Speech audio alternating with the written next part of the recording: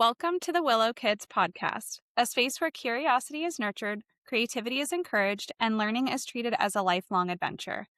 At Willow Kids, we believe children thrive when education goes beyond memorization, when it invites wonder, builds confidence, and honors each child's unique rhythm of growth. In this podcast, we explore how kids learn best, hear from inspiring educators and parents, and share ideas that support thoughtful, joyful learning in academics, the arts, and life. Whether you're a parent, educator, or lifelong learner, we're glad you're here. Let's grow strong minds together and hearts together. Before we start, we have an announcement. We are excited to share that Willow Kids has officially launched its tutoring pilot program in Calabasas, Malibu, and West Los Angeles, California. This pilot is designed for families who want something more thoughtful and personalized than traditional tutoring, an approach that supports academic growth while nurturing curiosity, confidence, and a genuine love of learning.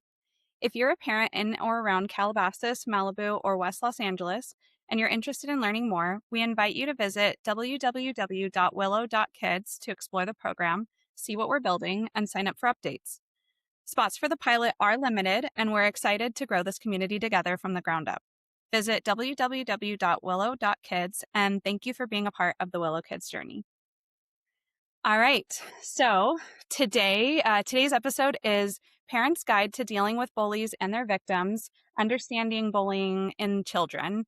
And my name is Erin Harrigan. I've been working in the field of education for about 15 years, and I'm here with Danyel Kilgore. Hey, good afternoon, Erin. Thank you for having me. I too, similarly, have been in the field of education for about 16 years. And Erin, I know we have a similar background. I've been predominantly in the world of early childhood, and currently provide one-on-one tutoring, enrichment, and developmental play sessions. So looking forward to this conversation, although it's one that definitely hurts my heart a little bit, but I think very important and necessary to have. So. Yeah, awesome. Thank you, Danielle. So let's just delve right into it. So some key insights that we're going to talk about is that bullying in childhood is not a normal rite of passage. It's a global public health problem that affects 1 in 3 children worldwide and leaves measurable marks on their physical, mental, and social health well into adulthood. So we're going to talk a little bit about this study as well. Research from I'm not sure if I'm pronouncing this right. Armitage in 2021 published in the BMJ Paediatrics Open shows that bullying involves 3 roles: the victim, the bully, and the bully victim, and that all 3 suffer real consequences. So children who are perceived as different, children perceived as different are at a greater risk, with physical appearance being the most frequent trigger. This study also reveals something that many parents don't realize, is that bullying often begins at home through sibling bullying, which dramatically increases the risk of being bullied at school. And cyberbullying, while real and serious, rarely creates new victims. It's just kind of used as another tool against children who may already be bullied. And then this isn't going to mean that bullying is hopeless, but we can hopefully come together and talk about some solutions. So today, let's get right into our first question. Sorry. No. It's been a minute. I want to talk about, we're going to talk about what understanding bullying really is. So bullying also, according to stopbullying.gov, bullying is unwanted aggressive behavior that's characterized by an imbalance of power, and it can be seen through repetitive actions or actions that may become repetitive. So for so long, bullying was just seen as part of growing up, something that kids maybe just had to deal with and overcome. So my question for you, Danyel, is, has that really changed, and why are we treating it so differently now? Yes, great question to start off with. And I think, like many things, over time, parenting, raising children, it is done within a context, right? You can't isolate it from the time and the context and the space that you're in. So I think a lot of it, when maybe our parents were younger and the way bullying was treated, I think it was much more perceived as, this kind of, oh, this is what kids do. It's who kids are. And, it helps build character. It toughens us up.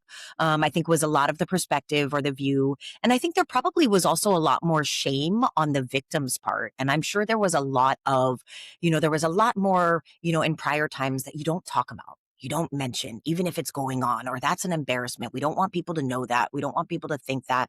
And I think that as we've grown and as we've developed and as we have access to more information and better understanding, I think then the way we look at things also changes. So I think that parents now we're in a very different context and a very different environment that we're raising our children in. And I think we view it in very different ways. And we understand that harmful behavior, making anybody feel excluded, like they don't belong, that is nothing that should be considered a rite of passage.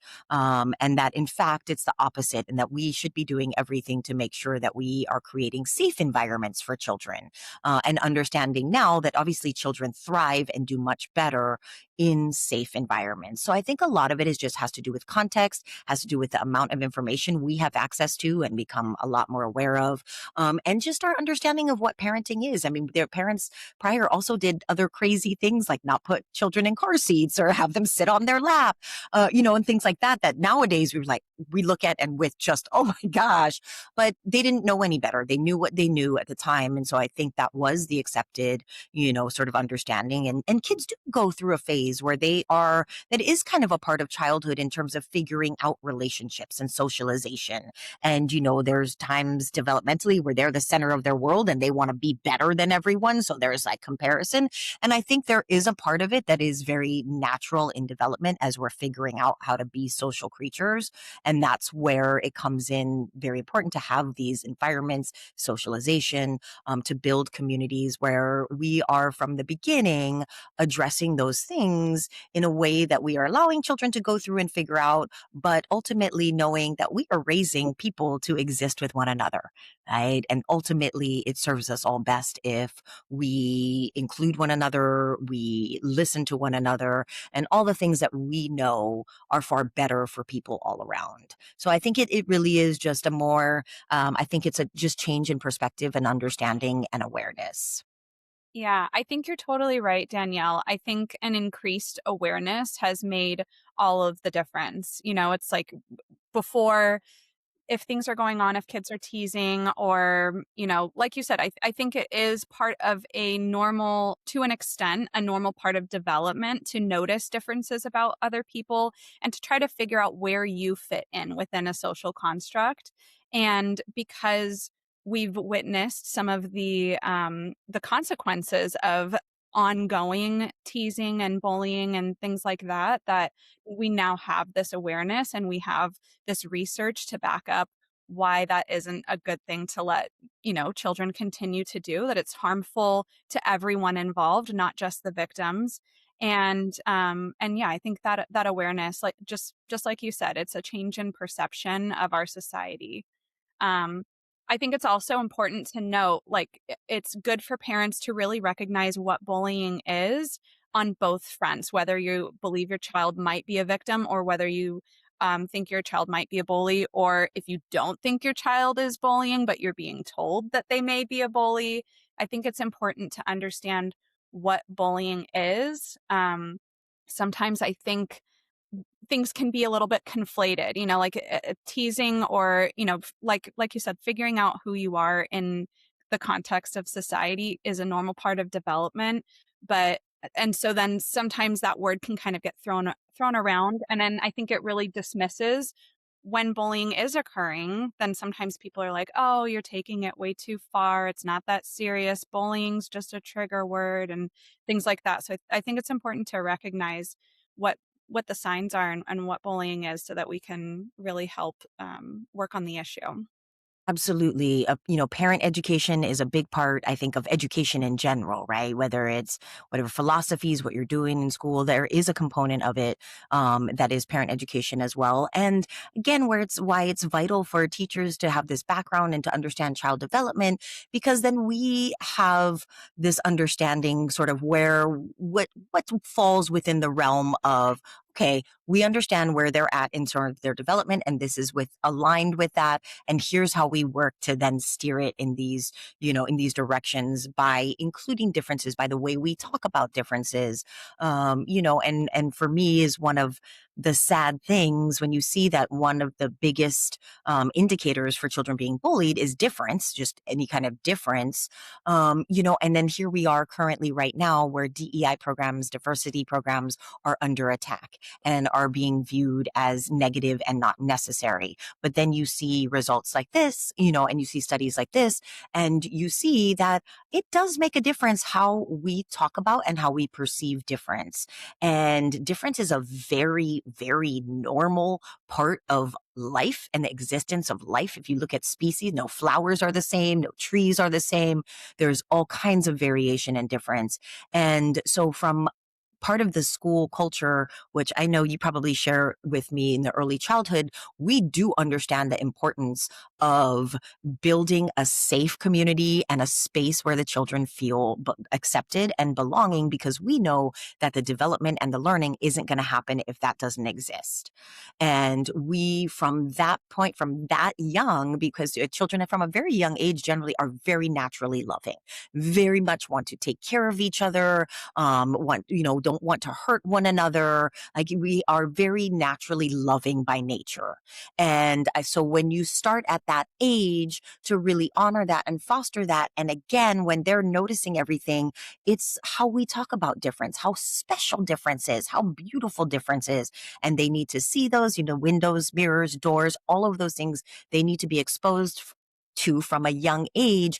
And again, I know I say this over and over, but I think that we need to look at a lot of tenets, and I think it's starting to come now, of early childhood, where that is the focus, is so much on this social emotional development, because we understand that we are guiding little ones in how to exist for the first time outside of home, outside of family, which is a very different space. Suddenly a lot more personalities, suddenly a lot more, now you have resources, that you have a lot more people and that you have to share, and all of those things. So we understand from the beginning, and we've for many years now put emphasis on the environment, and bringing in DEI from from the preschool age, and recognizing, hey, we see it's important to not.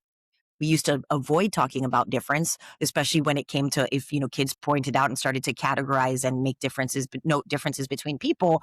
But yet all this other part of preschool, we are talking about, can you put the animals here? Can you put vegetables here? Can you put fruits here? And that's part of how our brain works. But then when it came to people, it was like suddenly like, oh, well, we're not supposed to talk about that. And that is not the case. And that is harmful. And the more that children are exposed to healthy conversations about difference, and seeing different people, and having different learners and different abilities, and understanding that diversity is not just in terms of our physical looks or our ethnic backgrounds or racial backgrounds, but it comes in all kinds of ways, right? Which from a young age you can talk about, from long hair to short hair, to eye colored, all those things, just differences everywhere. And it's a very special part of life. And I think that part of building that, and I know we get into that later, so I won't go too much into it, but part of building that, I think, is a key component of sort of addressing the issue of bullying. Well said. So, when we're talking about bullying, what does that actually mean from a clinical and research perspective, and who are the children involved? Right, absolutely. I mean, as you mentioned, I think you did a great job of breaking down the bullying. That there's a difference in power dynamic. So that's usually, there's an inequality in power. It is generally continual, harassment, and it's unwanted. and it is unwanted. Like that, basically, bottom line, it is someone doesn't want it. Anything that happens that is bullying. And so, in terms of bullying, they do break it down additionally into sort of 5 categories we look at according to the research here then that we read in our article by Armitage. And the types of bullying are, of course, the ones I think we're most familiar with. You have your traditional sense of bullying, which is direct physical bullying. There's also direct verbal bullying. It doesn't need to necessarily be physical. It's a lot of verbal bullying, teasing, being called names, being told you don't belong, that you look funny. So that's your kind of traditional direct verbal bullying. Then you have traditional bullying that's both indirect and emotional. And that kind of involves sort of breaking down any relationships that you may have, friendships you may have, any support group, and kind of damaging social status, and peer relationships, which we all know at young ages, especially, as we get a little bit older, adolescents, teens are vitally important and a huge part of children's lives. So, that's a super detrimental form of bullying. Then, of course, we have sexual bullying, which we also know as sexual harassment. And then there is cyberbullying, which is sort of our newest tool, as you mentioned, in the world of bullying, which again is aggressive behavior or even emotional manipulation, but through digital platforms, specifically mobile phones, the social media, internet. And, to me, I mean, I know we also will talk about it, but I think cyberbullying it's another tool, and it's a tool that allows it to be anonymous, which I think, when we talk about later, can bring in a component of it that makes it seem sort of even more evil in a sense, because then it's harder to know where it's coming from. It's easier for those who are doing the bullying to not have consequences, to not be found out, and to continue doing it. So those are the sort of the 5 categories of bullying. And they, frequently occur in multiple settings actually simultaneously. So it can be at school, and it can also be at the home. And again, I know we'll get into that also, as well as where bullying starts. But generally, oftentimes the bullying is not just in one location. Can be in more types of places, as well. Yeah, Yeah. I'm glad you listed those ways. And to go even further on it, I think some of them are also maybe seen at different stages of development. I believe in the study it talked about how some of the traditional types of bullying are often seen. Those are the ones that we're seeing in younger childhood, and the sexual bullying and cyberbullying are more what we see in a little bit older children as well. And not that any of these couldn't happen at any age, but that just seems to be kind of maybe a little bit more of the trend. Right, in terms of frequency and prevalence. Absolutely. So then let's talk about why bullying happens. In the first place, what makes a child more vulnerable and where it begins. So how common is bullying really? Is it a rare crisis or is it something that most children experience? According to the article that we read, it is indeed a global health crisis. While there is great variation, on location, dependent on location and region, and all kinds of different factors that influence, overall, it is recognized that it is a global health issue. I believe it was 1 in 3 children. I'm so sorry. Yes, I think it was 1 in 3. Am I remembering those numbers correctly? 1 in 3 children experiencing one or more type of bullying incident in the month before. And then it's 1 in 13 children who have experienced 6 or more types of bullying or bullying incidents in the month before. So, it is significant. It is significant. That does impact. And we're talking, when we talk globally all over the world, that children are, again, to varying degrees, but the fact that it is happening all over the world is very much what makes it a global health issue. That we are seeing these consequences. And I think that also, as these studies come about, we'll continue to see things and we'll continue to see results, because sometimes it can take years before we fully can understand sort of the impacts and exactly how far and wide this goes. Um, But yeah, I don't know. Sorry if I answered. My brain is getting some. Am I answering your questions entirely? Yeah. Uh, Yeah, you're doing great. I want to also point out, I know we're referencing this study, just some of the triggers for bullying as well.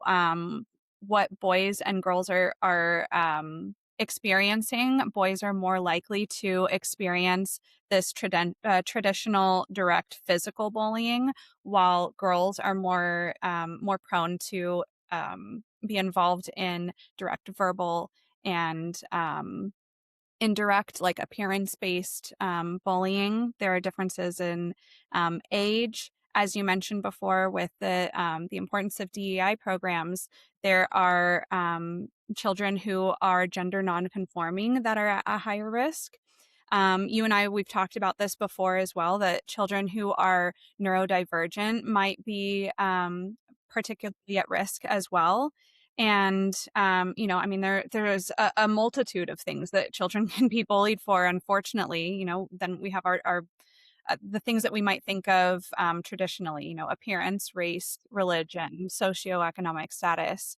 Now today, even migration status. I mean, I think that's been something that's been kind of a hot topic all throughout history, but especially right now as well. Absolutely. Absolutely. And religion, I mean, all kinds of, yeah, like you said, all kinds of things fall with under the difference and make children more prone, yeah, to be victims of bullying. And absolutely, as you mentioned, I know where does it start? I briefly said before, you know, often it does start at home.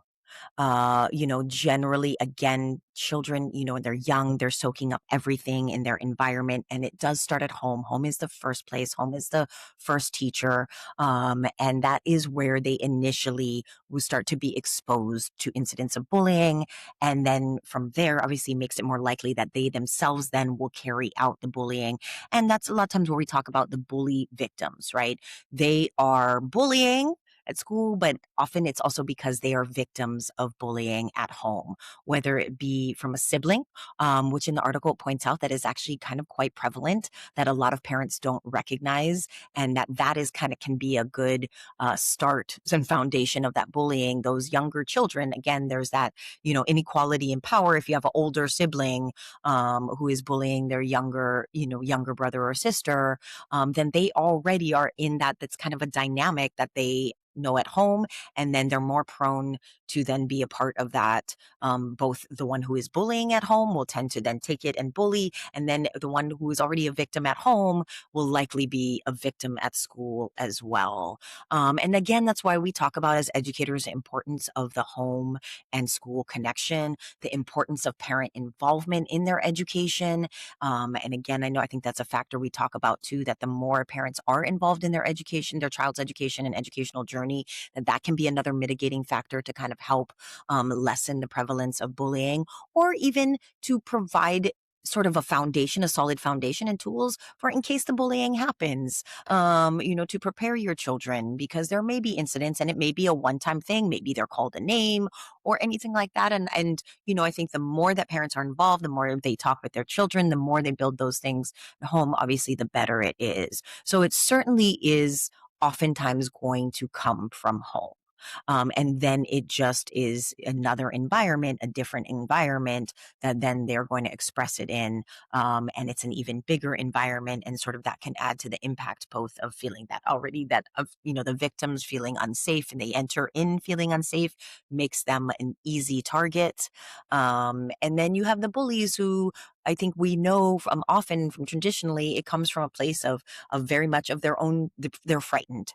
They're terrified, they're insecure, and it's a way to, outwardly make them feel, well, I'm strong and I'm tough and nobody's going to mess with me. Because then they are already suffering that at home. And so, yeah, I think I think that that's something to recognize. And that's why starting from a young age at home, and the more we can educate parents and involve them and start it there, I think the more successful we will be in sort of targeting it from the beginning. Yeah, I'm glad you brought up the sibling dynamic as well, because the study does talk about having a connection between the two, the sibling bullying at home and then the school bullying that we see as well. And yeah, just kind of like you said, I think that there are some instances where the victim at home is then an easy target, and then there are also some instances where they are like, this is how the power dynamic works in my home, so it's essential for me to establish my dominance when I'm at school. You know, maybe they're far from their sibling when they're at school, so now this is their opportunity to then be the one that has the control, and they're kind of like seeking that. Um, Absolutely. Another thing I want to touch on too is the children who are in school together that kind of take that dynamic as well. One of my jobs that I've done is working in an aftercare program. And so sometimes I have siblings that are either, 1 to 2 grades apart, or sometimes I've even had twin siblings as well. And I think a lot of behavior kind of gets between siblings gets dismissed. Oh, that's just sibling rivalry. Oh, that's just sibling, whatever. But other students witness that behavior as well, and then they think it's okay to treat that child that way, or whatever. So I always make it a point to make sure I'm still enforcing the same things that I would with any other student. And sometimes I even get pushback from children like, oh, well, that's just my brother, or that's just my sister. And it's like, well, yes, but when we're in a society together, you've got to treat your brother with respect, you've got to treat your sister with respect. Even if they're just your brother, just your sister, they're another human being. And just because things might be a certain way at home doesn't mean that that makes it okay for you to treat them in that way. So that's something that I've seen quite a lot in that kind of a setting when the children are in school together. Is there? I think there needs to be maybe a little bit more awareness of you know uh, understanding that there's a little bit of leniency for sibling relationships, but also understanding that you're in a role to protect these children, regardless of if they're related or not. Absolutely. I 100% agree. And, I think the same thing goes similarly, working with young children. I think sometimes you have young children who might go through a phase, the young ones, and they kind of get like encouragement for being cute when they're like more aggressive, like, oh, and they want to like hit. And then there's like, a tendency to be like, oh, well, they're little and to play back and do like, oh. And to me, I see those things and I'm like, oh, but that's like where it starts. Like from the beginning, you are modeling, and it can be a gentle, but it'd be like, oh, we don't want to hurt people that we love. If you want to, can you take it from me gently, and not letting little things like that go, because I think sometimes there isn't a recognition that, okay, right now, maybe you might think, oh, too, it's cute, it's funny. But then that is a behavior that when you are enforcing it or you laugh, you're reinforcing it, then your child is learning, you're modeling, oh, this is a good behavior, right? This gets laughs. They think it's funny. And then it continues. And as they get older, they get more physical, it changes. And then it's a lot harder to try and undo. So I think every little moment, and you're right, not dismissing it, acknowledging you can get frustrated with siblings, but ultimately, like, this is family. This is someone, this is another person, and we show love. So we can be angry, we can be upset, but we can still do it in a loving way, if you will, and show love. And that's something I think I talk about in my classroom. And I think that that is a key part of it, that we have these feelings, we have these frustrations, and all of that is okay. But anytime we express them in a way that hurts ourselves or others, that is not okay. It's never okay. Yeah. And even to go even a little bit further, that building your self-esteem based off of taking someone else's self-esteem away, whether it's your sibling or not, is just not the way to give yourself a true self-worth and self-value. Yes. Absolutely. Have you filled your bucket? Is the book, the early childhood book, comes to mind? Have you filled a bucket? That we all carry invisible buckets around, right? That we can either fill or empty, and we can do both, empty our own as well as others. And yeah, and to think of it that way, kind of a way to think of this abstract sort of concept, but that, yeah, absolutely, that taking away others, emptying others' buckets doesn't fill yours. It actually also empties yours as well. Love that. A school favorite, a teacher favorite for sure. Yes, absolutely. So, shifting gears a little bit, unfortunately, in today's world, bullying doesn't always stop at the school gate. It can follow children to their bedrooms through their phones. So we're going to talk about how cyberbullying is different, and is it really bigger than we think it is, or what's going on there? So, cyberbullying gets a lot of media attention. What does the research actually tell us about how it differs from traditional bullying and how dangerous it really is? Right. Absolutely. So I think again, there's looking at, we got to think about the access to more information and, all of that we are kind of bombarded with constantly. So it does, because there have been some very big cases, right, that have gotten media attention, that have resulted in terrible, terrible tragedies of far too young. I mean, anytime it happens is a tragedy, but far too young of children, unaliving themselves and just because of cyberbullying. So I think because it's gotten that attention too, I think even myself, I actually thought it was more prevalent of a problem, I'll be honest. And then in reading this article where it said it's actually only about half as prevalent as actual traditional bullying, that was actually kind of eye-opening for me. I was like, oh, I actually thought it would be worse. And I think there's a part of it too that also it makes me feel like we're still going to be seeing consequences, for sure, because, children then enter, a certain age where then their interaction on these devices and social media very much changes from when they're young to then sort of they enter into a whole nother world. And I think that we probably, unfortunately, will continue to see consequences, but it is less prevalent, than still traditional bullying. And the other thing, how it's different, obviously, you don't have physical bullying via the cyber. So it's a lot more of the, mean comments. It's a lot more attacking or bringing down of social status or peer relationships, or putting out false information, because you can put anything out, you can make any comment and put it out there, and there's not really anybody to check the validity, and then it's hard to battle. And I think that that's a part of it, that makes it kind of so scary. And as you mentioned, because it is now, it's so pervasive and it is near ubiquitous that it's in all of our lives and children's lives, from a young age. And so it permeates, like you said, there's not just, oh, at the school building. It's, in your home. It's when you're leaving school. It's when you're in between school. It's, constantly, it's in your bedrooms, and you don't know necessarily even when your children are seeing it or what they're seeing, and they might not share it with you.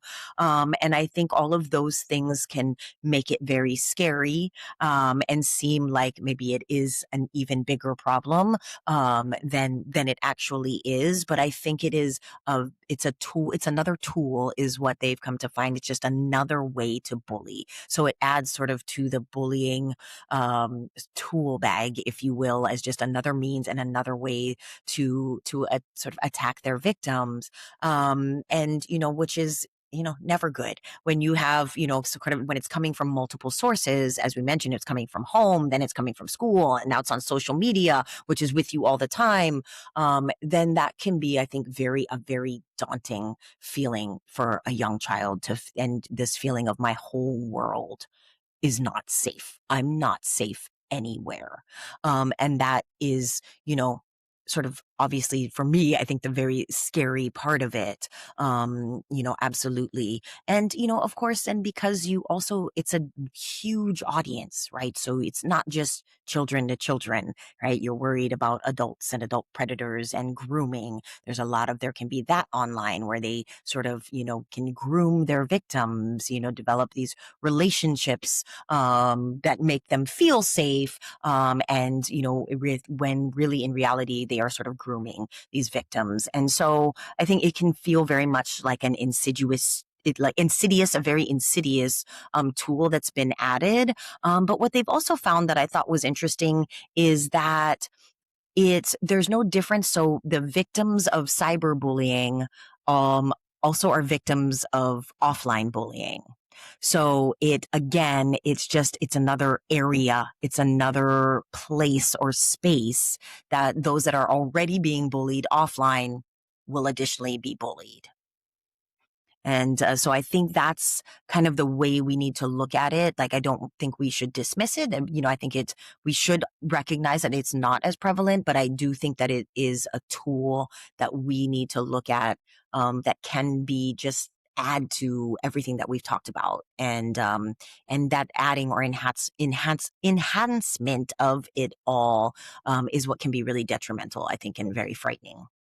Yeah, absolutely. To build on that, I think it's where it's less prevalent is that it's not necessarily creating new victims, but double back on what you were saying is that it's a continuation of what's already going on.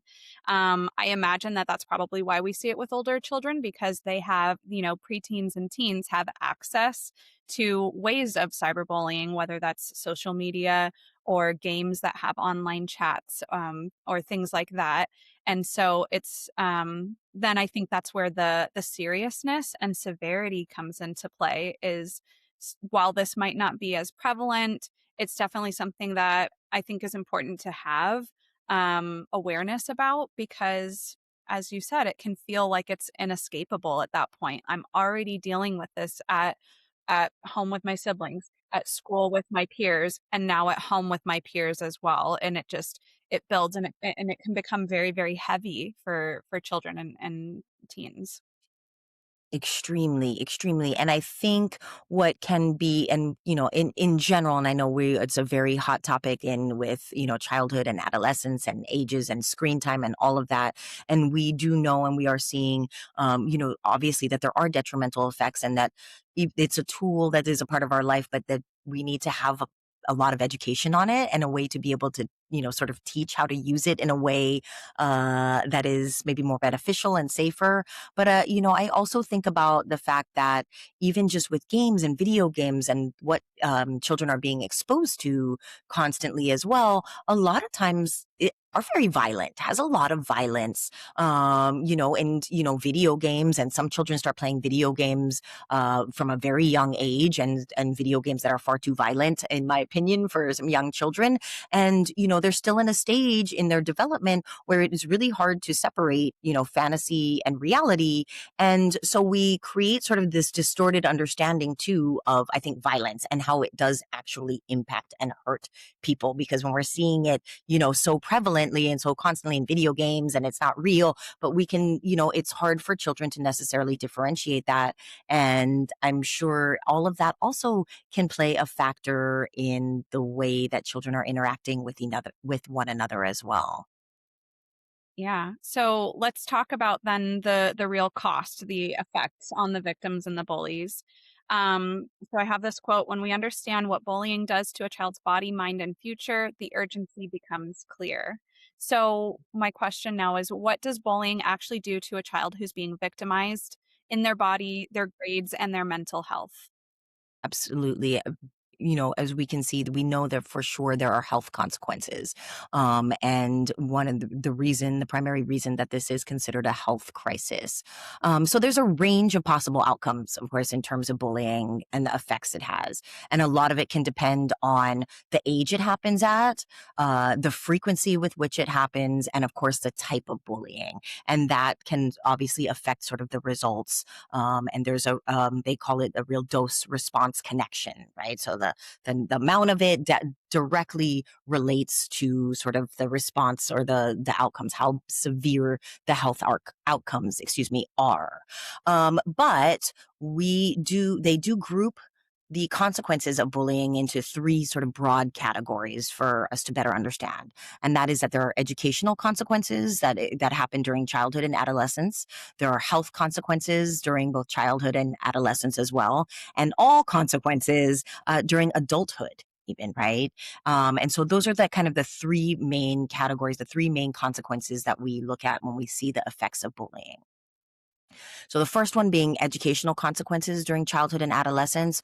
Well, going to impact your schoolwork, right? If you are going to school and you don't feel safe and you don't feel comfortable there, when you're there, you are not thinking about schoolwork. You are not thinking about your performance on schoolwork. You are anxious about if you are going to be attacked, if you are going to be harmed. You are not confident. You lose your confidence. And we all know, especially as educators, a big part of learning is your self confidence and having that confidence to try and do and make mistakes. And when you're already feeling like you are being attacked or pointed out or cornered out, then you are certainly not going to step up in terms of academics. That is not where you're able to even put your focus and emotion. And of course, you don't want to go to school, right? If you know that you are going to go to school and you're going to be harmed and it's not safe, children who are victims of bullying tend to miss school a lot more. They come up with a lot of what they say actually are psychosomatic, actual physical health consequences, whether it's like a stomach ache, whether it's aches and pains here that are sort of mysterious, but it's all, reasons, of course. And, our body can do that. Our mind is powerful, and create things in our body and give us reasons to be, oh, we can't do that. We can't go and face that, and put it on these sort of physical consequences as well. So that you are going to be scoring lower in tests when you are not feeling confident academically, when you're not feeling safe at school. We find that test scores of bullied children are 2.1% lower in mathematics, 2.5% or 2.5% lower in reading than non-bullied children. And compared with children that are never or almost never bullied, average learning achievement scores were 2.7% lower, right, in children bullied monthly, and 7.5% lower in children bullied weekly. So there is, again, we see that then dose response relationship. If it's more frequent, it's going to have a greater impact. And that is both, they've done this globally, that was seen both in low income and high income areas or countries. Um, then, of course, the actual sort of some of the health issues that we see, you have a lot of mental health and a lot of social health issues, obviously, inability to develop healthy relationships, right? In adolescence and to continue on. They don't have those skills. They haven't been able to, do that. They don't feel safe with other people. So obviously it's going to affect their social relationships, which then consequently can affect their mental health relationships. You feel isolated, you feel alone, you don't have peers to turn to. And that continues, that can continue again, depending on the frequency, the age. But certainly we find that continues then into adulthood, because there is no foundation. There is no basis for you of how to do that in a healthy way, of having people to be able to show you how to do that. And so, all of those things can lead to then, of course, depression, right? In early adulthood, again, isolation and depression, among that. And, that's again, across the board, both men, women, boys, girls, you're going to see that for sure. And surprisingly, as I said, again, like with an adolescence, a lot of times you see these consequences continue into adulthood, way into age 50. Right. So it impacts their ability to have either, partners, significant, intimate relationships, no friendships. It's, harder for them to achieve in work and work environments, because again, that's a big social environment. So a lot of times, they're not successful in that. And then there's, they have, socioeconomically, they don't have success. And it is something that we see can clearly impact a child's entire life all the way through adulthood. Yeah, absolutely. I want to touch on something you said as well when you talked about the mind being such a powerful thing. And I think about, I teach children, even my young students, when I've taught kindergarten, I teach them about neural pathways and how our brains are so powerful that we can tell ourselves something. And if we tell it with repetition over and over, we will start to believe those things, which is how I talk about, we do like daily affirmation sort of thing. But when you think about it coming from a bullying perspective, especially, when you have some adults that are saying like, oh, just don't listen to the bully, just brush it off. But maybe they're hearing things from their bully on a weekly, maybe even daily basis. You're dumb, you're not worthy, you're weird, you're this. If it's, like, um, verbal attacking or, even physical attacking, you're getting the message that I am not worth respect and appropriate treatment. So then we have these neural pathways building in the victims' brains that are saying, you are dumb, you are not worthy. And that's, that's now affecting all parts of their life. And that's a physical side effect. It's not just a mental, like, oh, so and so called me dumb and so I must be dumb. It's like when this is repeated over and over and over, you really start to develop neural pathways that reinforce those messages. And so then I think that's why you can have that really low self-esteem and those low test scores. And I'm not even going to try on this test because I'm dumb. Why it's not worth it anyway. Absolutely. I think that's a 100, I 100% agree with that. Very much so. Our brain is powerful. And you're right. That repetition, it does rewire our brains. And we do know that. And so, yeah, when it's a constant negative message, then that absolutely is going to change your brain wiring and then how you navigate life. And again, sadly, there also is the actual consequence of that there is a connection between bullying and suicidal ideation. And that is a very, very extreme and a very, very sad and tragic consequence. But it is something, even though it varies regionally, it is something that is recognized globally. And which is horrifying and devastatingly crushing. But I think again, it's that feeling of absolute hopelessness. And when the thoughts that are constantly in your head are negative ones and harmful, and that you're no good, and that you're dumb, and that you can't do this, it's again to take the extreme of why would I even try?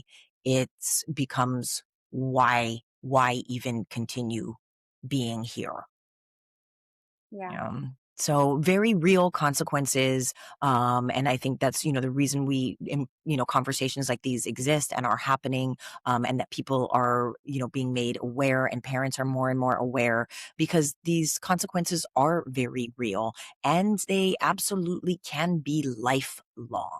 It is not something, sometimes, yes, you grow out of it. Maybe you have it, brush it off. Ugh, I remember this was a rough year. Absolutely. But we do know that because of the repeated nature of it, as you mentioned, and that kind of, is what sort of categorizes a big part that makes the categorization of bullying is that it's repeated and extended. These consequences are very, very real, and very, very, can be very, very severe. Yeah. So we talk a lot about victims, but what about the bullies, the children who are doing the bullying, and or especially the bully victims who are both?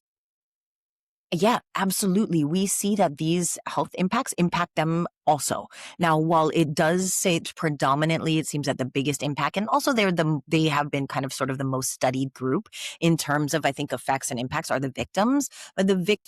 But actually, I think it was the bully victims, I think, were listed as being the group that was most heavily affected.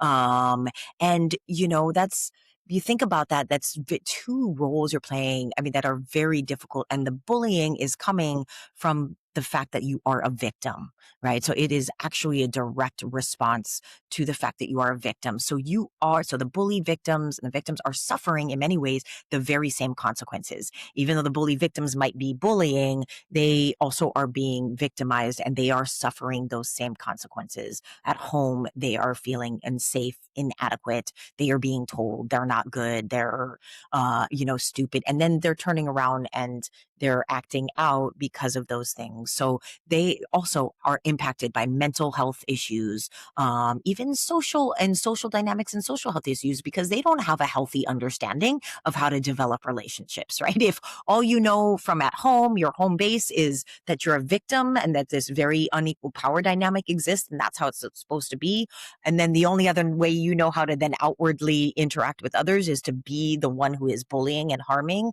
you certainly are not forming healthy relationships. You certainly do not have generally a peer support group that's going to be with you, and support you in the work environment. You're generally probably not going to do well to come in and very much, you also, the only way is to be kind of rough and a bully at work, and you're going to turn around, and adults certainly react and respond differently. And so I think that the recognition, and I think that is a part of maybe when we addressing the problem, the issue of bullying is really, I think a key component is that bully victim, right? Because we're looking at where is this coming from and starting from. And so the home, and it's what can we do to get in as early as possible so that that is not even the dynamic that's coming, that is existing for them to then come and bring the bullying elsewhere and out of it. So I think, to say, I think everybody who is involved, honestly, in bullying, which is, I think, another reason why it does need to be considered a global health issue or a health crisis, because I think everybody who is involved is going to be impacted somehow. You think even about the caregivers, if your child is the one being bullying, or you end up losing a child because of it. I mean, the mental health issues on the parents and all of that. So I do believe that everybody in the case of bullying, everybody is a victim. And that everybody's going to suffer consequences because it is just an unhealthy dynamic, an unhealthy way of relating to one another. Yeah.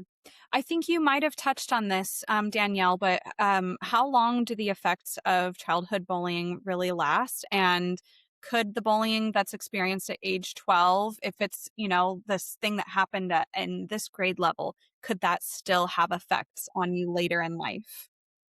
Absolutely. And actually, right now I'm looking right at perfect at the highlighted portion in our article here that makes the point that the impact of childhood bully victimization on adulthood mental health outcomes is quite staggering.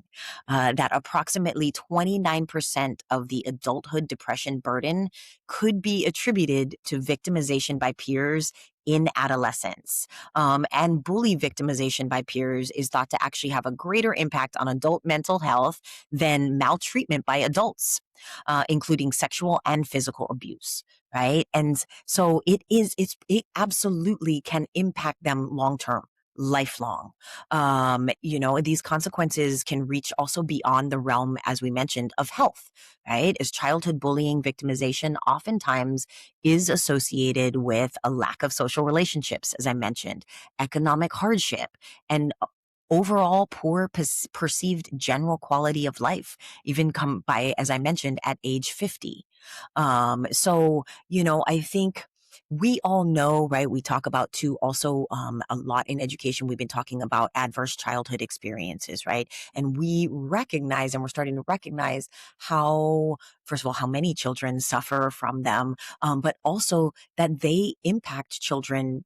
These events that happen in childhood absolutely can impact children long term and into adulthood, because it is impacting and affecting their development. It is a direct impact on their development. And so there's no way to really say that they wouldn't have consequences, because when you're having an interruption in healthy development or an impact on healthy development that is repeated and continual, as you said, neural pathways, and you're right, that is, you are going to have long-term consequences, and is why this conversation needs to happen, because we do need to talk about what are we going to do starting at young ages, in school, at home. What can we do differently so that we are attacking this right at the root and not even allowing it to happen, because these consequences are impacting their entire life.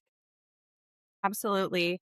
I just found the chart I was looking for as well, that kind of just puts on display what the victims, the bullies, and the bully victims are experiencing in adulthood, ways that they might be affected. And as you can see, everyone is experiencing depression, anxiety, potential panic disorders, and as we've talked a lot about, as this suicidality as well. whether you're the bully or the victim, this is going on.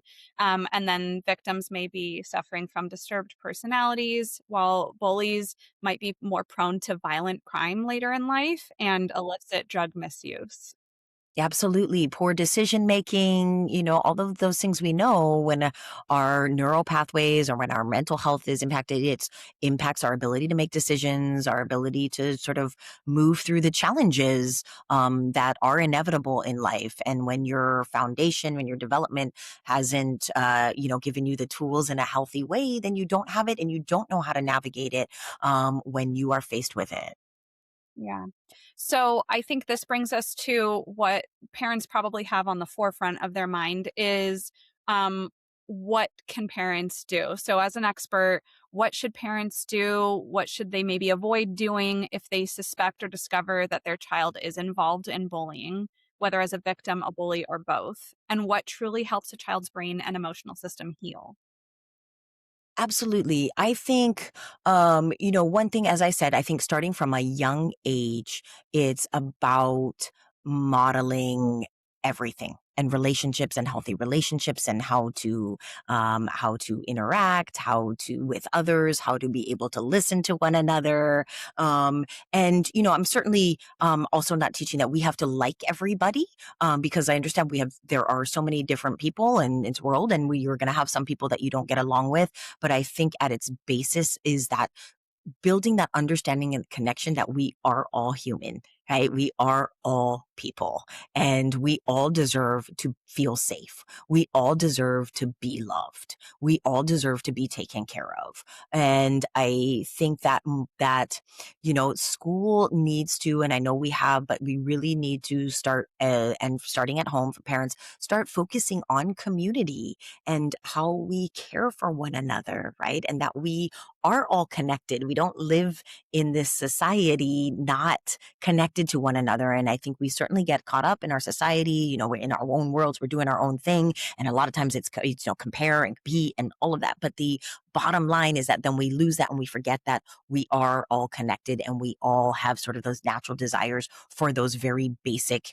human things that we all deserve. And so I think parents just from a young age from with their children from the beginning, being aware of the importance of that social emotional development key component, building that confidence from a young age so that they do have the confidence and the ability to navigate hard situations, because also hard situations are going to happen.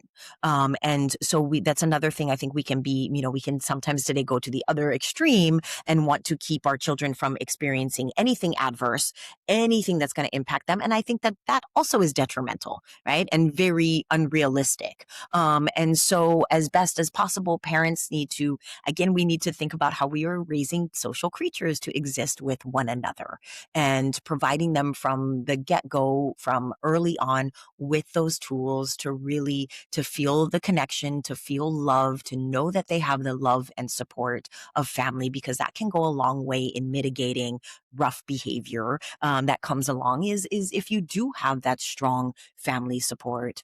And I think also just talking and is a big part of it, and fostering that, especially as your children get older. You kind of go through this natural, children when they're young kind of want to tell you everything, right? And tell you all the things. And then of course, as they get older, that starts to, parents joke about it. It's like you get very like one word answers. How was school? Good. And there's a lot that doesn't get communicated. And I think especially with the added tool of internet and social media and cyberbullying, I think prior to all of that, if you are building a strong, solid foundation and continuing the importance of conversation and being able to talk about it, and even if that means, I think for parents, they need to realize, even if that means your children don't necessarily want to talk to you, that's okay. That is okay.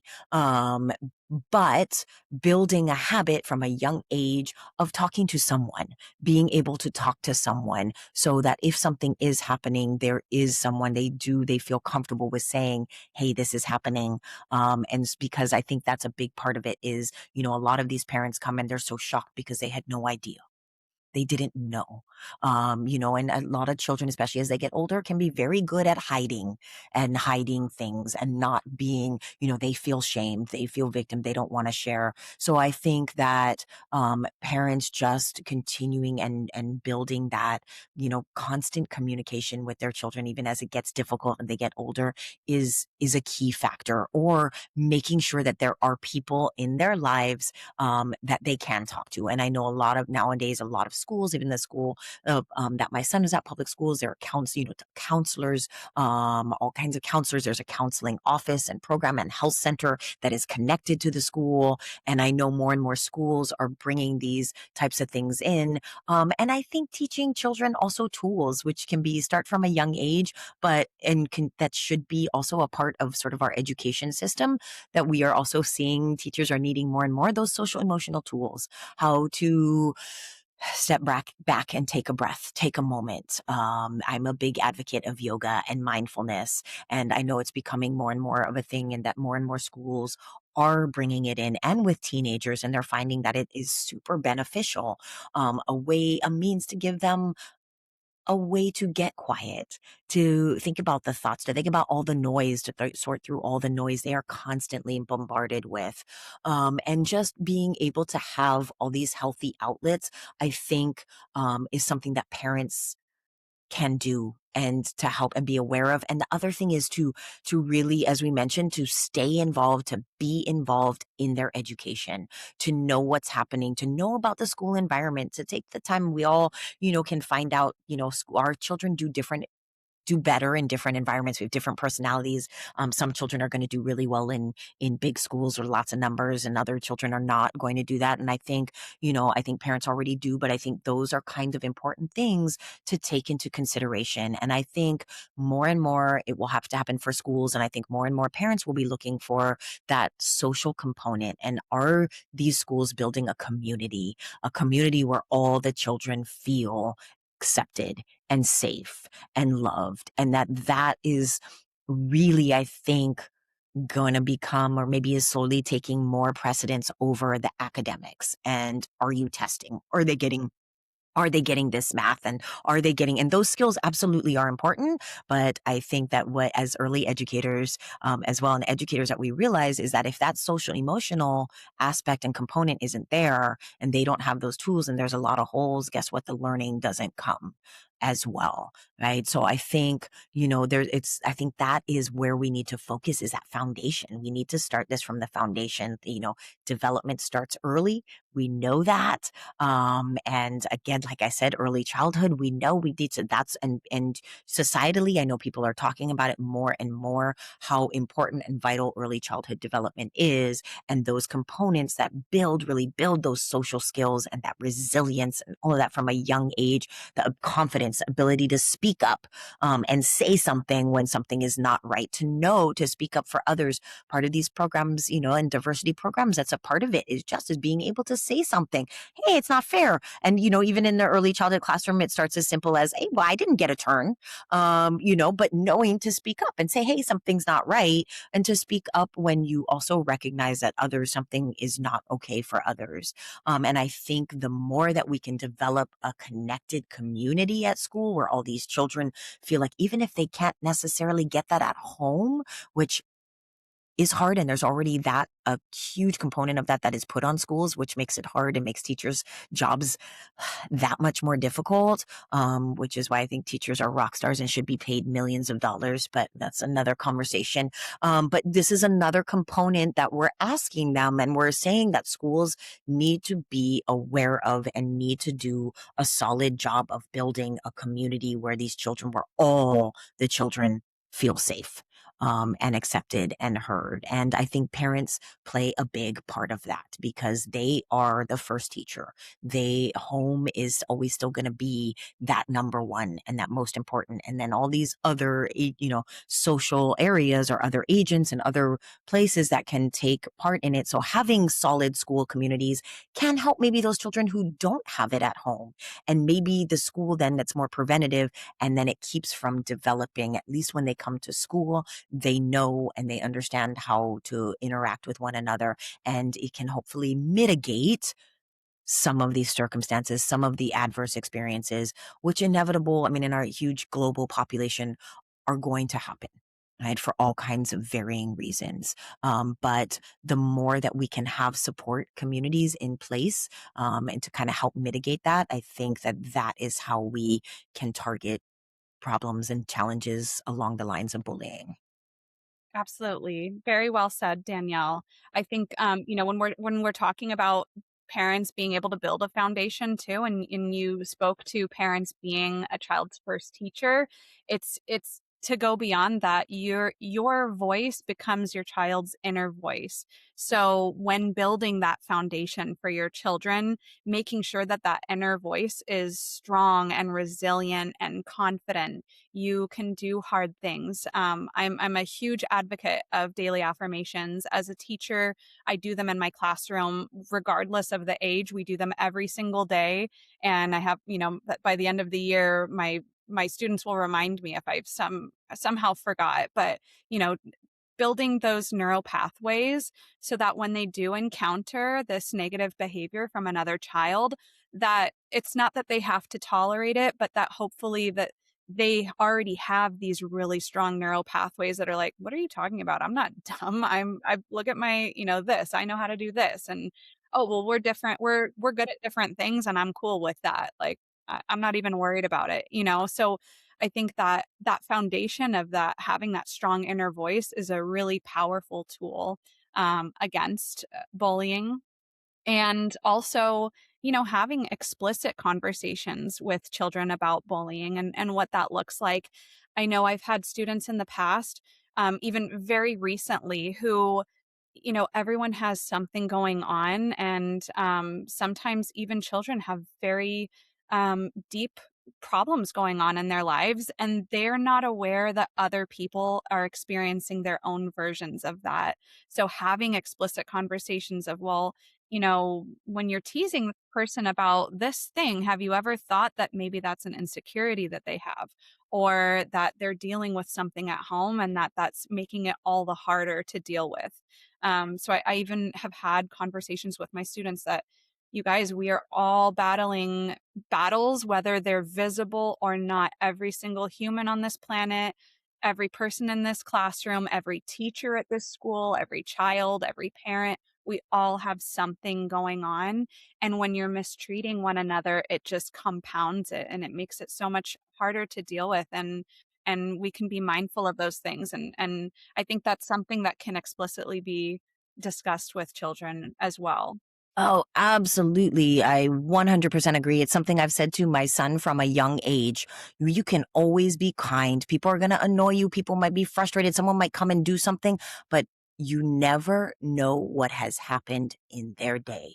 You never know what is happening at home. You have no idea what anyone is experiencing at any given time. Right. And that is something that we should always keep in mind.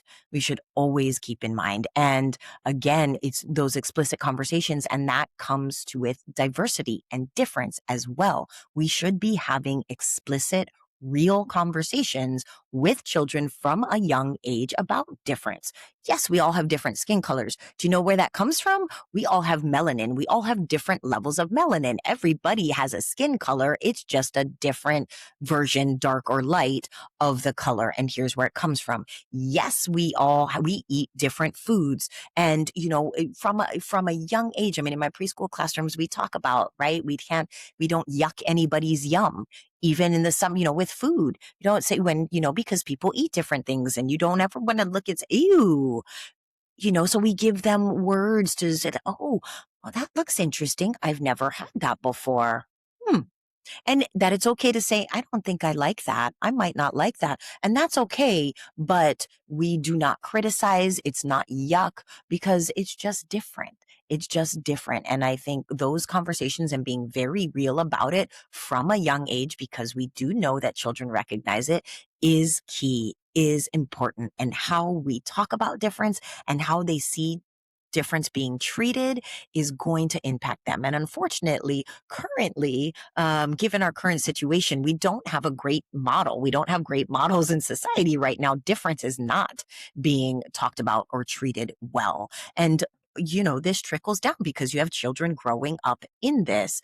So I think that those conversations about difference very much need to happen, and very just real and very honest and very explicit, because children are capable learners and children understand a lot more from a young age than we give them credit for. And they are here to soak up and make sense of everything. So that is what they are doing, and all throughout at any given moment. And anybody that comes in to their world that they hear, that they see, is modeling.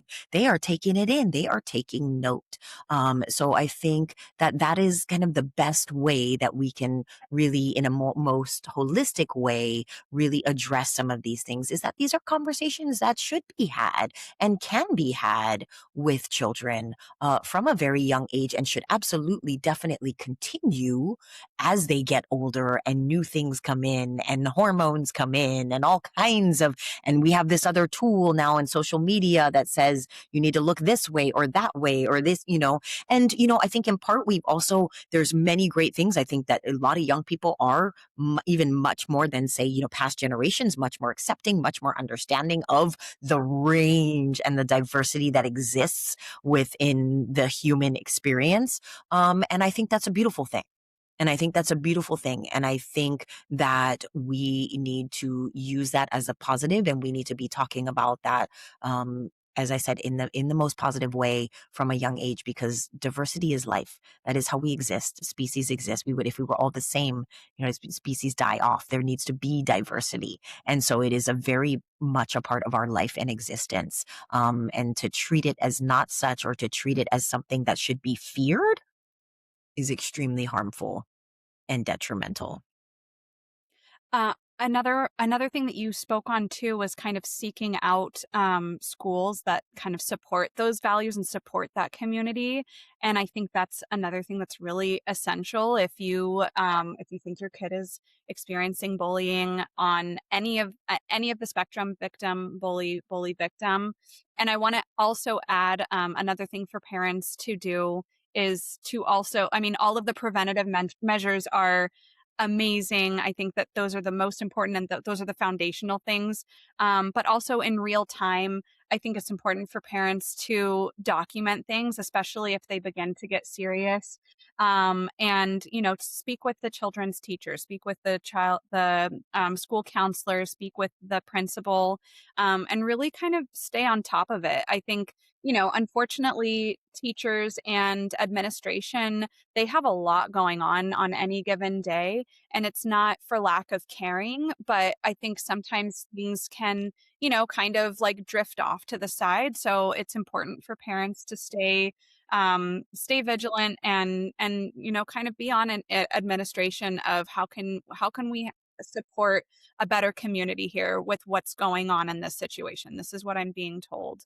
Um, and then to go even a little bit further too, I know sometimes it's so hard to focus on bullying behavior where, if you believe your child is being bullied, then maybe the first question in the car ride home is, well, did you talk to so and so? Did they bother you today?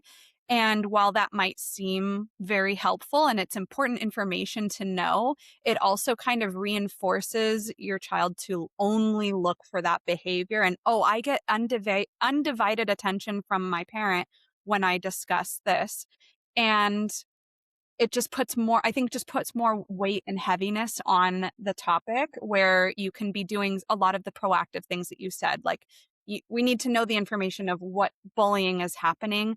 And we also need to heal and rebuild whatever has been damaged as well. So there's got to be that, but documenting along the way as well.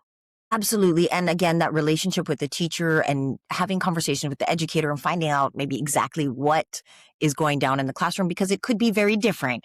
A different perception. You never know how it's told versus, what the child says and how they're feeling about it versus maybe what is actually going on. And so that's where that, relationship again between home and school is very important, so that parents feel comfortable and can ask questions and can say, hey, what's going on here? And you're right. I think, building up that conversation, and you do have to be careful, especially with children and questions, because questions can also be very leading, right? And so I think, again, being educating parents and even healthcare professionals and educators on how to ask questions differently. It's like, tell me about your day, tell me about one challenge you had today, and then tell me about a positive, and try to different ways to kind of bring out and have your child kind of think about and sort of process and start to analyze and sort of evaluate, because they are capable from a young age, to obviously you adjust it to be developmentally appropriate, but they are very capable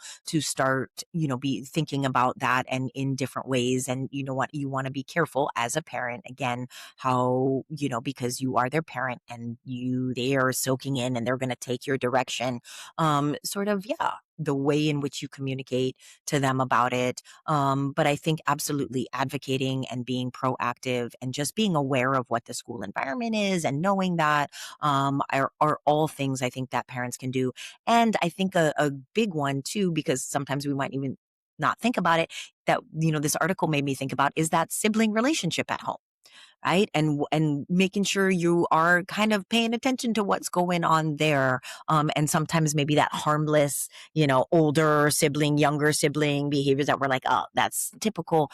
Maybe those are things to keep an eye on more, and just to make sure, because that's where it's starting, right? That's the foundation. There's a dynamic. That's one of the first dynamics that they're experiencing in that. So, being aware of things like that. So, education for parents and the community and classes along those lines, I think, are also, very vital and very important to have. Awesome. Thank you so much, Danielle. This has been such an amazing conversation. It's a heavy topic, but I think we got into the seriousness of it while still holding on to light and proactivity and things that we can do to help support. One thing I also want to just mention really quick, just because we did talk quite a bit about, suicidality, is that there is a crisis line, and that's 988. It's very easy. They've changed the number to make it very simple for people to reach out. So if you are experiencing a crisis, or your child is experiencing a crisis that they need to reach out for help, 988 is that crisis line. Excellent. Thank you for that, Erin. Thank you. Yes, I enjoyed the conversation, and you're right. I think it is a heavy topic, and but I think it is important. And as I said, I think life is challenging, and there are lots of positives, but there are negatives, and there are challenges. And we are. It's a hard job as a parent. We are preparing our children to navigate all of it. And as much as we want to protect them from everything and want them to never get hurt, we also know that that's not realistic, and that is detrimental in other ways. So it's about just giving them that solid foundation and providing them with those tools, to help them navigate the challenges. So thank you so Wonderful. much, Danielle. Thank you for spending this time with us on the Willow Kids podcast. If today's conversation sparked a new idea, gave you reassurance, or simply made you pause and reflect, we'd love for you to carry that into your week and into the lives of the children you support. You can learn more about Willow Kids' upcoming programs and our growing community by visiting us online. And if you enjoyed this episode, please consider subscribing or sharing it with someone who cares deeply about education and childhood growth.